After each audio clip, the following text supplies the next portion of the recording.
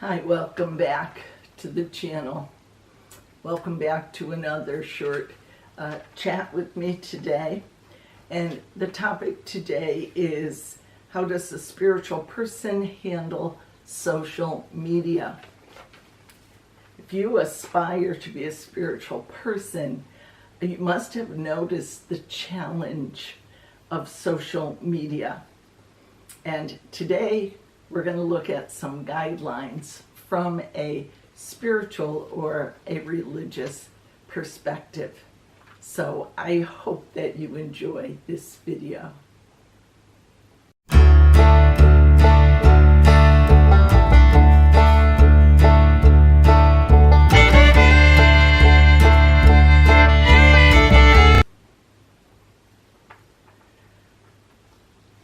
Well, let's start with a couple of guidelines and one blast from the past regarding social media.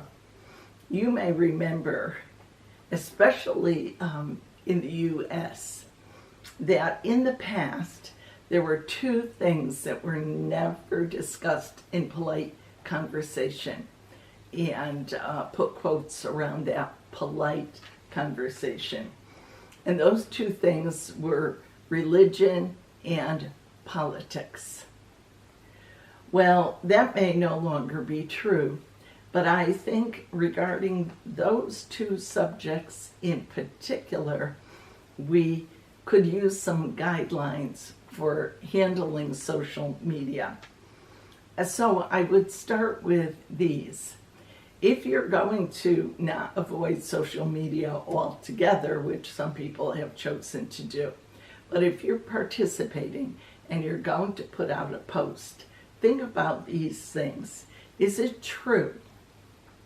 And I mean, have you verified the truth of what you are going to post? Sometimes we pass on things that sound good, sound like they might be true, but we don't take the time to verify that they are. And I think it's a good idea if we do. Number two, is it uplifting? And is it uplifting for everyone? Not just people of a particular faith or a particular political point of view or a certain select group of listeners, but can everybody benefit from this post?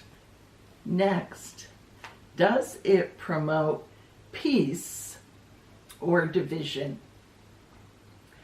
Spiritual people and religious people are known for praying for peace in the world, but very often I've noticed post things on social media that don't promote peace, but actually provoke anger and division among people.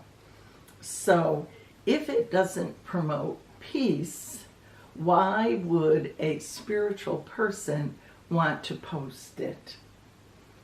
And then there are some no-brainers here, things that we all know that we should avoid, but sometimes in the emotion of the moment, we forget about these things. The first one is avoid posting things you know that will ignite negative emotions in others. Something that you know is going to make someone else angry or sad or negative should be avoided. Avoid name calling. Whether it's someone you know personally or some important or famous figure, address people by their appropriate names and avoid name calling. Avoid slurs and stereotypes of all kinds. Avoid judging others. Avoid bullying people. And certainly avoid false information. Something you know not to be true, we would want to avoid 100%. So, but what if you have an opinion about something and you want to post it? Aren't you entitled to your opinion? Well, certainly we all have our own opinions and our own emotional responses, reactions to things. But wisdom tells the spiritual person it's not always wise to share them. Sometimes it's appropriate, but not always. There's an old saying, there's a time and a place for everything. So we're free to post anything that we want on Twitter, Facebook, TikTok, all of the social media sites.